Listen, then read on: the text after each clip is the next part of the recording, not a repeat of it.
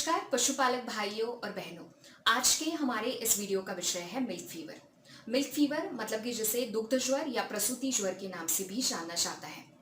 आगे के 2-3 हफ्ते तक हमारे जो वीडियोस आने वाले हैं वो सभी मिल्क फीवर से रिलेटेड ही रहने वाले हैं। मिल्क फीवर जो है वो पोषण संबंधी रोग है। ये एक मेटाबॉलिक रोग है। ये रोग ब्यान के 2 दिन पहले या तुरंत बाद मतलब कि ब्यान के बाद पहले 3-4 दिनों में दिखाई देता है, परंतु कुछ पशुओं में ये रोग ब्यान के बाद 15 दिनों तक भी हो सकता है। इस रोग का नाम मिल्क फीवर है, मतलब कि दूध का बुखार। तो बहुत सारे पशुपालकों को ऐसा लग सकता है कि इस रोग में बुखार आता है, पर ऐसा नहीं है, बल्कि इस रोग में पशु का तापमान शरीर के सामान्य तापमान से कम रहता है, मतलब कि पशु ठंडा लगता है। मिल्क फीवर इस रोग में पशु के खून में जो है कैल्शियम की कमी हो जाती है। शरीर में कैल्शियम की कमी होने के कारण मांसपेशियां कमजोर हो जाती है, इसीलिए पशु उठ नहीं पाता है और पड़ा रहता है। मिल्क फीवर ये रोग मुख्य रूप से ज्यादा दूध उत्पादन वाले गाय और भैंसों में दिखाई देता है।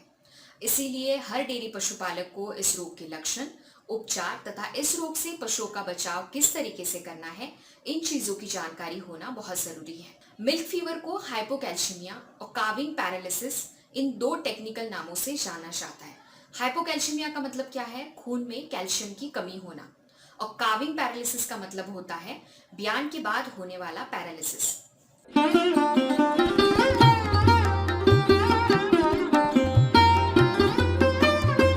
बहुत सारे पशुपालकों के दिमाग में सबसे पहला तो क्वेश्चन होता है कि जैसे मिल्क फीवर, दुग्ध ज्वर, ये रोग किन पशुओं में दिखाई देता है। तो देखिए, ये रोग गाय और भैंसों में, उसी के साथ साथ भेड़ और बकरियों में भी दिखाई देता है।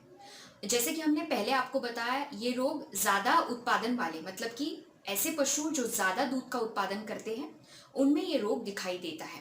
ये रोग ब्यान के तुरंत बाद या फिर कुछ दिनों के बाद पशु का दूध उत्पादन जब उच्चतम स्तर पर होता है तब दिखाई देता है। ये रोग तीसरे से 7वें ब्यान में होता है। पहले ब्यान में ये रोग ज्यादा दिखाई नहीं देता, और ऐसा क्यों होता है ये हम आगे चलकर देखेंगे। हम आगे चलकर ये भी देखने वाले हैं कि जैसे जैसे पशु का उम्र बढ़ती जाएगी वैसे वैसे ये रोग का खतरा क्यों बढ़ता है, क्योंकि ये रोग ज्यादातर 6 साल से 11 वर्ष की गाय और भैंसों में दिखाई देता है। तो उम्र जैसे बढ़ती जाएगी वैसे रोग दिखाई देगा। ऐसा क्यों हो रहा है ये भी हम जान लेंगे। तो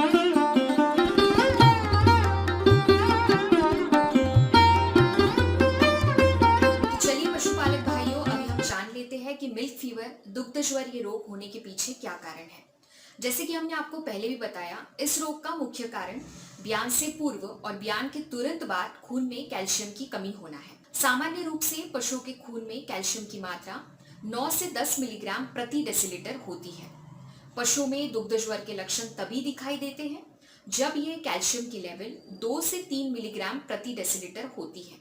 कुछ पशुओं में अगर ये मात्रा 5 मिलीग्राम प्रति डेसीलीटर से कम होती है तब भी रोग के लक्षण दिखाई दे सकते हैं। जब कैल्शियम का स्तर बहुत ही गिर जाता है, बहुत ज्यादा गिर जाता है, तब पशुओं की मांसपेशियां कमजोर हो जाती हैं और पशु उठने में असक्षम हो जाता है। कैल्शियम का इनपुट और आउटपुट ये दोनों चीजें आपको समझनी पड़ेगी। देखिए, इनपुट मतलब कि कैल्शियम कहाँ से मिल रहा है, तो कैल्शियम पशुओं को आहार से मिल रहा है। और आउटपुट मतलब कि कहाँ से बाहर निकल रहा है, कहाँ से वो खत्म हो रहा है, तो बाहर जो है वो दूध से निकल रहा है। ब्यान के बाद शरीर में कैल्शियम की मांग बढ़ जाती है, क्योंकि पशुओं को खीस और दूध का उत्पादन करना है। इस बढ़ी हुई कैल्शियम की मांग के कारण पशुओं में ये रोग दिखाई देता है। कोलेस्ट्रम मतलब कि जिसे हम खीस कहते हैं, इसमें कैल्शियम की मात्रा जो है वो बहुत ज्यादा होती है। खून की तुलना में खीस में कैल्शियम की मात्रा 12 से 13 गुना ज्यादा होती है। तो देखिए, इसे ना हम थोड़ा डिटेल में जान लेते हैं। देखिए, 10 लीटर खीस में मतलब कि 10 लीटर कोलेस्ट्रम में अराउंड 23 ग्राम कैल्शियम होता है, मतलब कि 1 लीटर कोलेस्ट्रम में 2 से 3 ग्राम कैल्शियम है। इस डेयरी गाय के शरीर को, इस डेयरी गाय के शारीरिक रखरखाव के लिए जितना कैल्शियम लग रहा है उसमें ये ऐड हो रहा है, मतलब कि ये एडिशनल मात्रा कैल्शियम की अभी लग रही है। इसीलिए हम ऐसा भी कह सकते हैं कि गाय के खून में जितना कैल्शियम है उससे 10 गुना ज्यादा कैल्शियम अभी लग रहा है। कोलेस्ट्रम में शरीर से एकदम इतनी मात्रा में कैल्शियम निकल जाने के बाद हड्डियों, आंतों से तथा गुर्दों से कैल्शियम की कमी को पूरा किया जाता है। अगर हड्डियों से पर्याप्त मात्रा में कैल्शियम नहीं मिल पाता है तो कैल्शियम के इनपुट और आउटपुट में असंतुलन हो जाता है। इनपुट कम है और आउटपुट ज्यादा हो रहा है। आप सोचिए ना, अगर 12 गुना ज्यादा कैल्शियम पशुओं के कोलेस्ट्रम से निकल रहा है तो उतनी कमी पूरी भी होनी चाहिए ना। नहीं हुई तो कैल्शियम का असंतुलन होने की वजह से पशु को मिल्क फीवर हो जाएगा। हम सभी को पता है कि ब्यान के कुछ दिनों बाद दूध का उत्पादन पीक पर जाता है, मतलब कि उच्चतम दूध का उत्पादन पशु करने लगते हैं। ऐसे समय में कैल्शियम की जरूरत उपलब्ध कैल्शियम से 3 से 4 गुना ज्यादा होती है। इस बढ़ी हुई मांग को पशुओं का शरीर अगर पूरा नहीं कर पाता है तो मिल्क फीवर जैसी बीमारी दिखाई देती है। आगे ये भी एक रीजन है, जैसे कि मैग्नीशियम और फास्फोरस की मात्रा अगर खून में कम है तो उसका प्रभाव कैल्शियम की मात्रा पर होता है।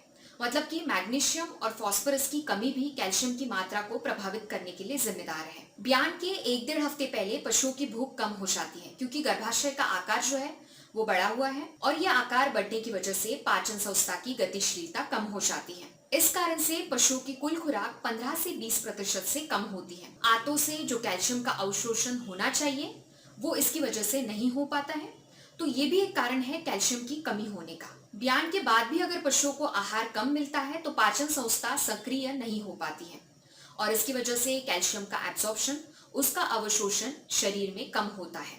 ब्यान और उम्र इस मिल्क फीवर रोग को कैसे प्रभावित करती है ये जानते हैं। देखिए, तीसरे ब्यान के बाद पशुओं का दूध उच्चतम स्तर पर होता है। बढ़ती हुई उम्र के पशु हड्डियों से कैल्शियम की कमी को पूरा करने में असफल होते हैं, मतलब कि वो हड्डियों से कैल्शियम की कमी को पूरा करने में सक्षम नहीं है और इनका दूध उत्पादन भी ज्यादा है, जिसकी वजह से कैल्शियम की कमी होने के चांसेस और बढ़े हुए हैं। पहली बार ब्यान हो रहे पशुओं में मिल्क फीवर बहुत कम दिखाई देता है, क्योंकि ये मादा पशुएं कोलेस्ट्रॉल का उत्पादन भी कम करती है और जरूरत पड़ने पर ये हड्डियों से कैल्शियम की कमी को पूरा करने में सक्षम है। मतलब कि हड्डियों से कैल्शियम एब्जॉर्प्शन, अवशोषण ये कर सकती है। कुछ नस्लें भी हैं जिनमें ये रोग ज्यादा दिखाई देता है, जैसे कि जर्सी गाय। विदेशी पशुओं में वैसे दिखाई ज्यादा देता है, पर उनमें भी हॉस्टन फ्रिजियन मतलब कि HF से जर्सी गाय में ये रोग ज्यादा दिखाई देता है। हम आशा करते हैं आप सभी को ये विषय समझ में आया है। अगर आपको इस विषय से संबंधित या पशुपालन से संबंधित कुछ भी सवाल है तो हमें कमेंट बॉक्स में जरूर पूछें। ये चैनल वेटरनरी डॉक्टर्स द्वारा चलाया जाता है। हम हर हफ्ते सोमवार रात 8 बजे आते हैं पशुपालन से संबंधित एक नए विषय के साथ। इसीलिए चैनल को सब्सक्राइब करना ना भूलें। आप और आपके पशु स्वस्थ रहे। आपका दिन शुभ हो।